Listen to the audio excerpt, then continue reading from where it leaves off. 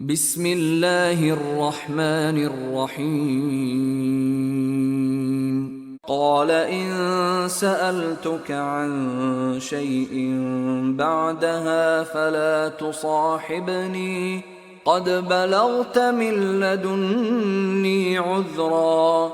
فانطلقا حتى إذا أتيا أهل قرية استطعما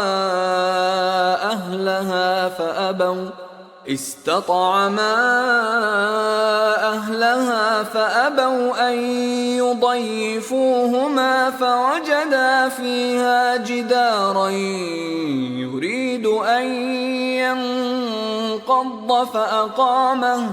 قال لو شئت لاتخذت عليه أجرا. قال هذا فراق بيني وبينك سأنبئك بتأويل ما لم تستطع عليه صبرا. أما السفينة فكانت لمساكين يعملون في البحر فأردت أن أعيبها وكان وراءهم ملك يأخذ كل سفينة غصبا. وأما الغلام فكان أبواه مؤمنين فخشينا أن يرهقهما طغيانا وكفرا فأردنا أن يبدلهما ربهما خيرا منه زكاة وأقرب رحما. وأما الجدار فكان لغلامين يتيمين في المدينة وكان تحته كنز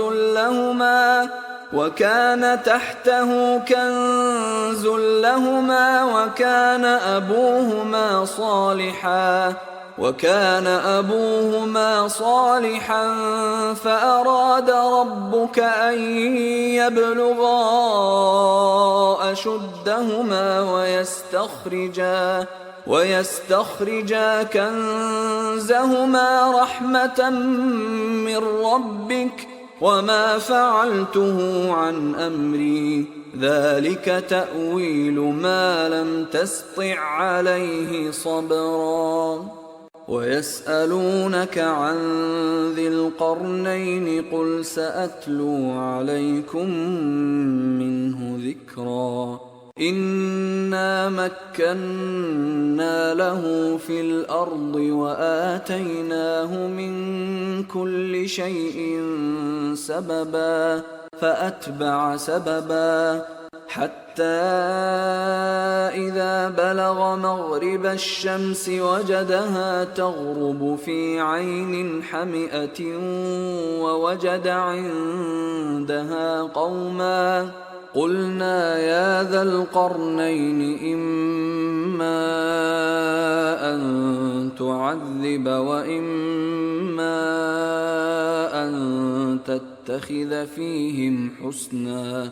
قال أما من ظلم فسوف نعذبه ثم يرد إلى ربه فيعذبه عذابا نكرا. وأما من آمن وعمل صالحا فله جزاء الحسنى وسنقول له من أمرنا يسرا. ثم أتبع سببا حتى إذا بلغ مطلع الشمس وجدها تطلع على قوم لم نجعل لهم من دونها سترا.